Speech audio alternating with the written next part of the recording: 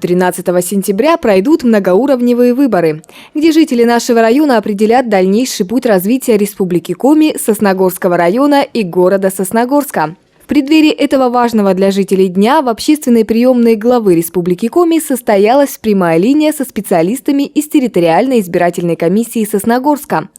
Звонивших интересовали разные вопросы. Пожалуй, самый распространенный из них – смогут ли они проголосовать, если будут находиться за пределами Республики Коми. Подскажите, пожалуйста, в дни голосования вы где будете находиться? Я буду находиться за пределами Республики Коми. Если 11, 12 и 13 сентября вы будете находиться в городе Москва, то у вас есть возможность проголосовать на цифровом избирательном участке.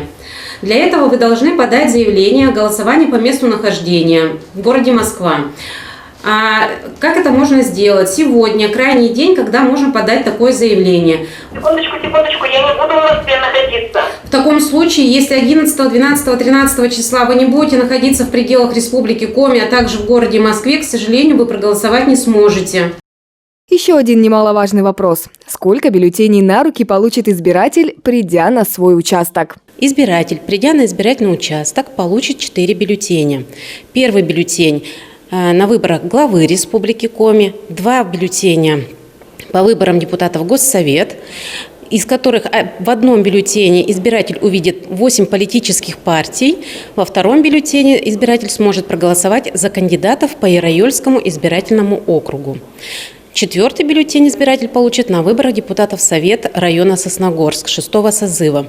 Стоит отметить, что на участках номер 326 – это Дом детского творчества и 334 – первая школа города Сосногорска избиратели также получат еще и 5-й бюллетень, где им предстоит выбрать кандидата в депутаты в Совет городского поселения Сосногорск.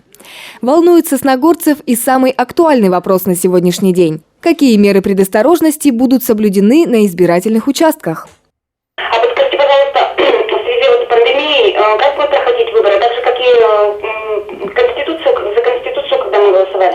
Да, совершенно верно. Будут соблюдены все санитарно-эпидемиологические требования. Поэтому, придя на избирательный участок, вам измерят температуру, выдадут санитарный набор, в который входит маска, перчатки и индивидуальная ручка. То есть индивидуальный набор, не нужно с собой ничего приносить? Нет, не надо. Приходите, голосуйте. Напомним, выборы в Республике Коми состоятся 13 сентября. Кроме этого, избиратели смогут проголосовать 11 и 12 сентября с 8 утра до 8 вечера. Жителям региона предстоит выбрать главу Коми и депутатов Государственного совета. Сосногорцы также будут выбирать депутата Госсовета по 10-му Яроёльскому избирательному округу и депутатов Советов Сосногорского района и городского поселения Сосногорск. Влада Гришаева, Евгений Юрин, Вести Тимана, Сосногорск.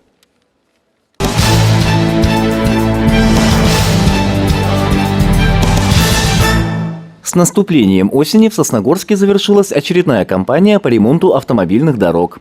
В этом году она стала самой масштабной за последние десятилетия.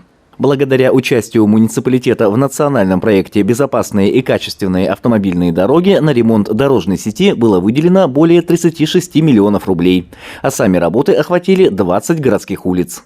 За последние 10 лет выполнен очень большой объем работ. Такой давно уже у нас не проводился. Я имею в виду по ремонту дорог. Отремонтировано порядка 20 улиц в городе. На многих участках работы не ограничились только асфальтированием. Например, на улице Советской обновление проезжей части последовало за обустройством тротуара между 5-й школой и гимназией. В 2019 году была обустроена тротуарная сеть до школы номер 5 и до гимназии.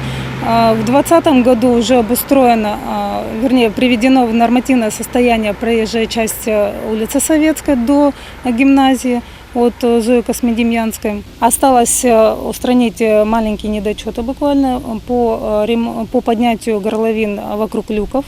А в районе железнодорожного вокзала наряду с асфальтированием заменили водопропускную трубу рядом с заправочной станцией. В планах и другие работы. Здесь проведены работы по асфальтированию улицы Нагорной проточно-коммунальной до Привокзальной площади, от улицы Оплесина до Привокзальной площади. Нанесена разметка, соответственно. Как автомобилист я очень доволен, что в городе проведена колоссальная работа по асфальтированию основных дорог. Это очень хорошо. И также замечательно еще следующее, что в ЖД-части уже наконец-то урегулирован вопрос по освещению тротуаров и пешеходных переходов. И достигнута договоренность о модернизации уличного освещения в городе. Как жителю микрорайона я очень рад, что по Вокзальной улице скоро будет установлено освещение. Это очень комфортно будет, удобно, потому что достаточно часто хожу до вокзала пешком, и все время было темно. В скором времени будет светло. В планах на ближайшие годы обустройство большого участка тротуарной сети от улицы Оплесина через Привокзальную площадь и до улицы 65 лет Победы. Администрация муниципалитета уже направила ходатайство в республику на выделение дополнительных субсидий, так как обустройство такого длинного тротуара достаточно дорогостоящее мероприятие, но, безусловно, очень востребованное для жителей. Стоит отметить, что масштабным ремонтом города улучшение дорожной инфраструктуры муниципалитета не ограничилось. Работы ведутся и на магистралях района. На днях вице-премьер правительства России Марат Хуснуллин поручил проработать вопрос выделения Республике Коми дополнительного федерального финансирования на строительство автодороги Кабан-Тевис Малая Пера протяженностью почти 23 километра. Работы по дороге идут к завершению. Я надеюсь, что буквально в ближайший месяц жители нашего района, поселка Ираиль, Малая Пера, могут воспользоваться замечательной дорогой, чтобы попасть в Сосногорск без тряски, в комфортных условиях. Также дорога важна для жителей Ижемского района и печорских северных районов нашей республики. Работы должны быть завершены в октябре 2021 года. При этом уже освоено 95% средств, предусмотренных на текущий год. В связи с этим временно исполняющий обязанности главы региона Владимир Уйба выступил с предложением перераспределить лимиты следующего года и перенести федеральные средства на текущий год. Это позволит завершить работы раньше запланированного срока. Андрей Калиничев, Евгений Юрин, Вести Тимана, Сосногорск.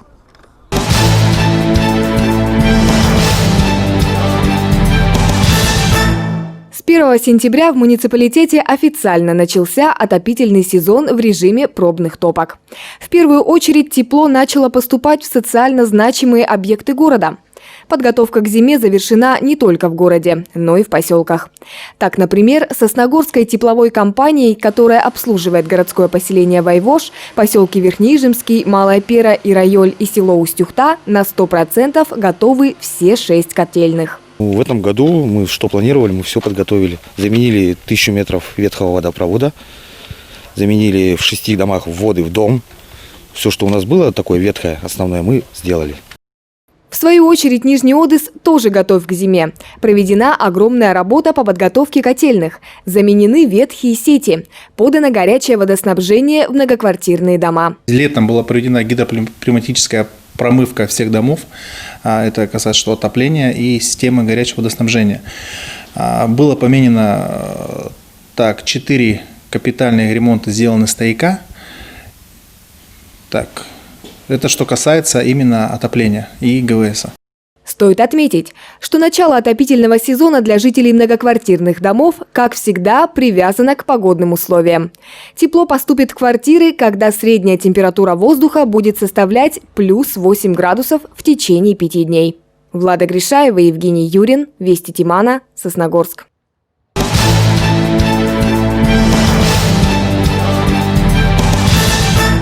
Республиканский проект «Народный бюджет» продолжает свою работу. Так, например, в Нижнеодесской хлебопекарне появился новый автотранспорт, благодаря которому повысится скорость доставки хлебобулочных изделий до потребителей. Наше предприятие второй раз участвует в народном проекте в сфере малого и среднего предпринимательства. В 2017 году было приобретено технологическое оборудование – хлебопекарная печь, благодаря чему улучшилось качество хлеба и объемы производства. Участие в проекте по приобретению автотранспортного средства для доставки хлебобулочных изделий позволит нашему предприятию обеспечить бесперебойность и своевременность доставки хлеба покупателям. Своей продукцией Нижнеодесская пекарня известна не только в поселке, но и за его пределами. У руля предприятия вот уже больше 20 лет стоит предприниматель Александр Помалейко. Новым приобретением коллектив и руководство пекарни довольны. Хотелось бы поблагодарить наших потребителей за выбор именно нашего проекта, также администрацию муниципального образования города Сосногорск за возможность участия в данных проектах. Напомним, для того, чтобы получить статус народного, проект должен быть предложен жителями, одобрен на местном уровне и признан лучшим на региональном отборе. Стоит отметить, что в этом году в Сосногорском районе реализовано 7 народных инициатив. Влада Гришаева, Евгений Юрин, Вести Тимана, Сосногорск.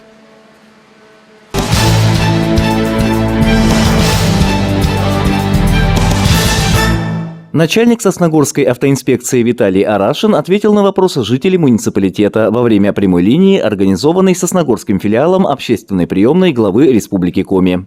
Первое обращение касалось парковочного места для инвалидов напротив торгового центра «Аркада». Данная парковка располагается в пешеходной зоне. Она непосредственно прямо на конечной остановке располагается. Стоит знак и нарисована парковка для инвалидов. С двух сторон, чтобы попасть на эту парковку, въезд на эту территорию ограничен знаками «Движение запрещено». Каким образом инвалиду попасть на эту парковку? В данный вопрос на 15 сентября запланировали на комиссию по безопасности дорожного движения. Мы вынесли предписание, поэтому вынесем вопрос на комиссию, вынесем свое решение, и я думаю, в ближайшее время это все будет исправлено. Обращались и с вопросами об изменениях в правилах дорожного движения. К примеру, сосногорец поинтересовался, в какой срок после покупки нужно поставить автомобиль на учет, сославшись на то, что, по слухам, срок постановки увеличился. Виталий Арашин отметил, что все изменения в правилах обязательно будут освещены в СМИ. На сегодня срок постановки транспорта на учет не изменен и составляет 10 дней. Начало учебного года стало поводом в очередной раз поинтересоваться безопасностью детей. С этой недели запланированы мероприятия во всех школах, детских садиках, дошкольных учреждениях, оздоровительных. С детьми будут проводиться и в игровой форме будет пропаганда. У меня есть инспектор пропаганды, она будет проводить. На улице они будут проводить, то есть и визуально, и в игровой форме, и какие-то тесты, то есть детки будут отвечать. Кроме того, начальник ГИБДД посоветовал сосногорским родителям перенять опыт Алтайского края, где кроме светоотражающих элементов на одежду, младшим школьникам родители покупают маленькие фонарики. Всю дорогу домой огонек движется вместе со школьником. Ребенок становится еще заметнее на дороге. Андрей Калиничев, Наталья Максимова, Евгений Юрин, Вести Тимана, Сосногорск.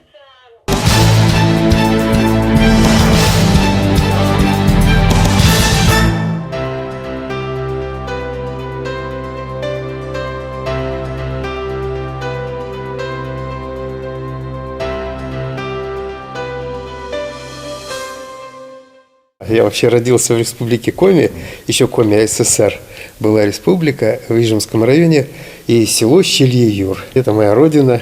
Я туда езжу на рыбалке иногда. Вообще хорошие, приятные места. И когда приезжаешь, там какая-то особая, об этом часто говорят, что энергетика, возвращаясь на свою родину, приезжая, я туда приезжаю, там сестра моя, племянница. Вообще, как будто корни, какие-то корни вот там. Там вся сила, там энергия. Потом мы с семьей переехали в Ухту, потом в Сосногорск как-то так. И вот я живу в Сосногорске по сей день уже много-много лет, с 61-го года. Вот. И здесь учился, потом появилось музыкальное хобби. Вообще вот хобби, которое когда-то началось, оно превратилось в дело всей жизни. Вот. И у меня прокатная компания, мы ставим оборудование большим артистам, свет, звук, экраны. И хобби у меня охота, рыбалка. Вот. Я активно езжу на машине, большие расстояния, в том числе в Россию, и до Сочи, и там даже на Красную Поляну. Все, сажусь в машину и езжу. Вообще жить интересно. Холодновато у нас, да, когда приезжаешь на юг, конечно, там здорово. Вот. Но как вот отсюда уедешь? Во-первых, здесь родился. Вот, потом здесь, есть серьезные вещи. Рыбалка – это ведь не простое дело, охота – это не простое дело, это же затягивает. Это образ жизни. Вот. А так все нормально, дети большие. Вот. Сын помогает, работает в моей компании. Мой друг детства и сосед Леня Харитонов, они создали группу. А технически все было плохо, не было аппаратуры. Я начал заниматься обеспечением аппаратуры.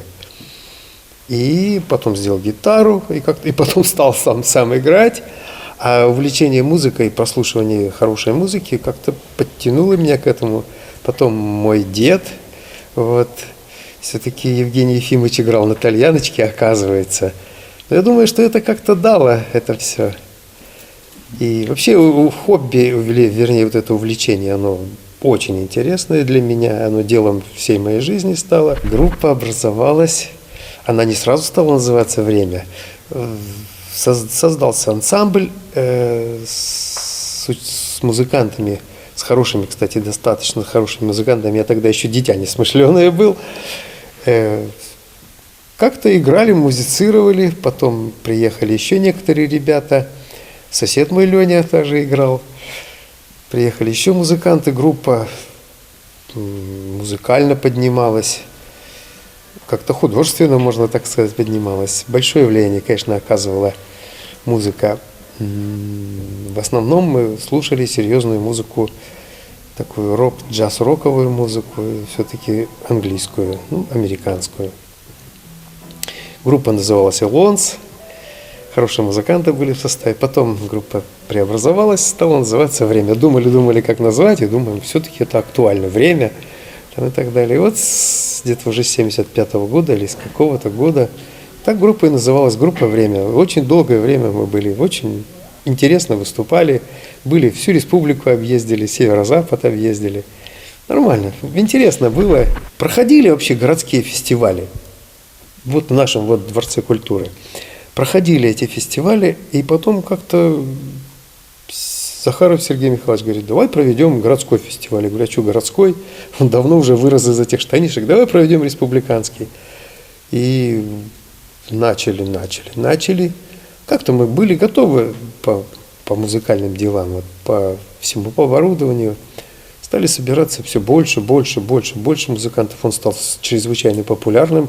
Он уже имел границы не внутри республики, а уже к нам из других городов приезжали нашей России. И, в общем, просто мы стабильно занимались фестивалем. Стабильно. Он стал, конечно, иметь другой вид. Фестиваль с какого-то момента даже вышел на улицу. Он имеет свою энергетику определенную, свою бодрость, свою смотрибельность.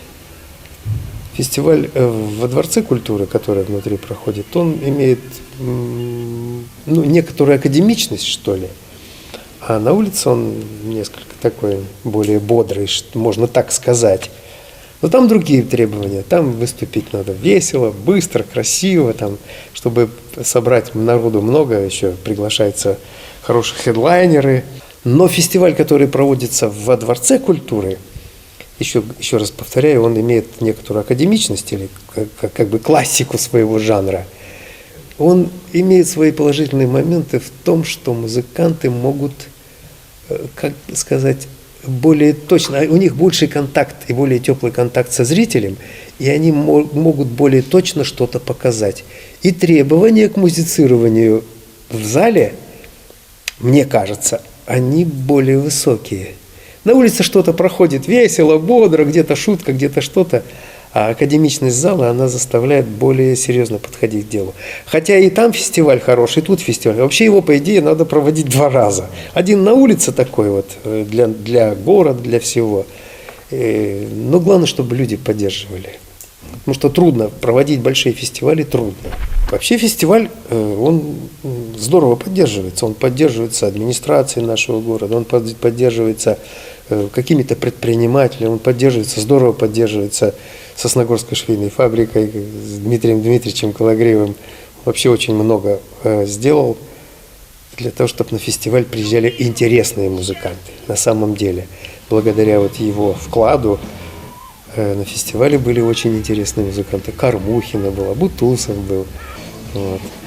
Потом Слава была. Ну, Слава была не на фестивале, но так вообще город видел это все. Для музыкантов посмотреть хороших музыкантов важно. Потому что ты живьем. Одно дело, ты смотришь по телевизору, хотя это тоже весьма помогает развитию. Но когда ты смотришь вот так вот живьем, восприятие иное.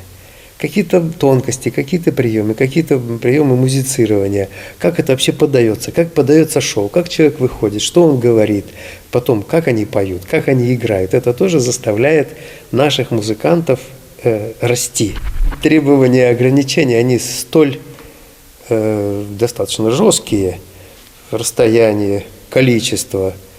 И, представьте себе, выйти музыкантам в зал, в котором вот такие прореженные ряды, еще и повязки вот эти. Я думаю, музыканты, от того, что он перенесен, это хорошо. Фестиваль, он все равно же живет. Он живет, просто он в какой-то момент себя показывает, в какой-то момент он просто готовится к этому. Сейчас более стабильно стали заниматься фестивалем. И музыкантам было бы очень грустно видеть мало народу в зале, еще самим там не обняться с друзьями, ни о чем-то поговорить тесно там. Вот. И видеть маленькое количество людей, это было бы очень грустно. Поэтому то, что его передвинули, они сделали вот в таком вот, как говорится, в санитарном режиме, это, я думаю, более правильное решение. Его же не убрали, его не отменили, он просто перенесен. Вот. А музыканты его любят, этот фестиваль, они готовятся к нему. Это единственный четко работающий фестиваль в республике. Абсолютно единственный фестиваль, к которому готовятся, по-серьезному музыканты готовятся.